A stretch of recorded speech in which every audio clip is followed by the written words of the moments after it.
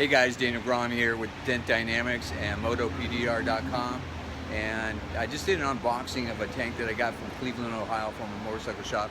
So I'm going to show you guys what I'm up against and what it takes to do a paintless dent repair on one of these tanks. This is a late model sportster tank, otherwise known as a peanut tank, and you can see the dent. This is a pretty common place for the dent on these tanks. I'm using a protector to protect the opening, getting right to the dent, and I'm going to show you what we do to repair one of these tanks.